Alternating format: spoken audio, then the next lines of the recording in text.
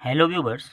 आज के इस वीडियो में हम एनसीईआरटी गणित कक्षा 10 की प्रश्नावली 5.1 जो कि है हमारी समांतर श्रेणी वाले अध्याय की का प्रश्न नंबर 1 का भाग 3 हल करेंगे, जिसमें कहा गया है कि प्रत्येक मीटर की खुदाई के बाद एक कुआं खोदने में आई लागत, जबकि प्रथम मीटर खुदाई की लागत 150 रुपये है और बाद में प्रत्येक मीटर की खुदाई की लागत 50 रुपये बढ़ती जाती है।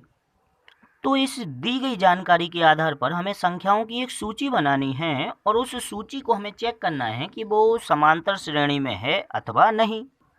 अब इस सूची हमारी किस आधार पर बननी है?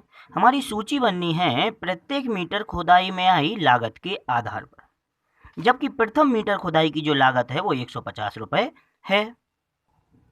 तो करते हैं हम इस प्रश्न को। लिखा गया सबसे पहले कि 1 मीटर खुदाई की लागत। तो प्रश्न में कहा गया था कि प्रथम मीटर खुदाई की लागत 150 रुपये है, तो 1 मीटर खुदाई की लागत हमारी हो जाएगी 150 रुपये। इसी प्रकार 2 मीटर खुदाई की लागत हम ज्ञात करते हैं।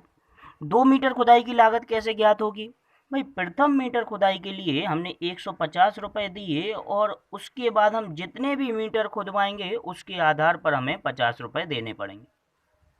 तो 2 मीटर खुदाई की लागत हमारी हो जाएगी 150 प्लस दूसरे मीटर की 50 बराबर हो गई 200 रुपये।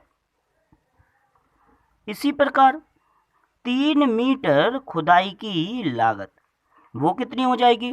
पहले 2 मीटर खुदाई की लागत हमें देनी पड़ी 200 रुपये और अगला जो तीसरा मीटर हम खुदवाएंगे उसके लिए हमें 50 रुपये और चुकाने पड़ेंगे, जो कि हो जाएगा हमारा 250 रुपये। इसी प्रकार 4 मीटर खुदाई की लागत वो बराबर हो जाएगी भाई पहले 3 मीटर खुदाई की लागत 150 रुपये प्लस चौथे मीटर को खुदवाने में लागत हमारी 50 रुपये और आएगी, जो कि हो जाएगा 300 रुपये। इस प्रकार हमने पहले 4 मीटर खुदाई की लागत पता लगा ली। तो पहले 4 मीटर खुदाई की जो लागत है वो हो जाएंगे हमारे सूची के पद।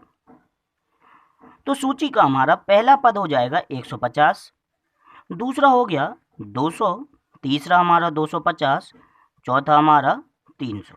इसी प्रकार अगर हम चाहें तो आगे और भी पद पता लगा सकते हैं, लेकिन हमें सिर्फ और सिर्फ ये बताना है कि हमारी सूची एपी में है अथवा नहीं।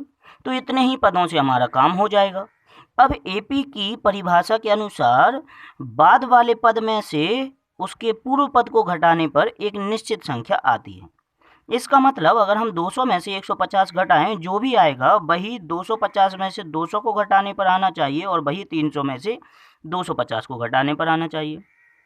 तो ये हमारे सूची के पद दिए गए हैं। 150 हमारा प्रथम पद, 200 हमारा दूसरा, ये तीसरा पद और ये चौथा पद।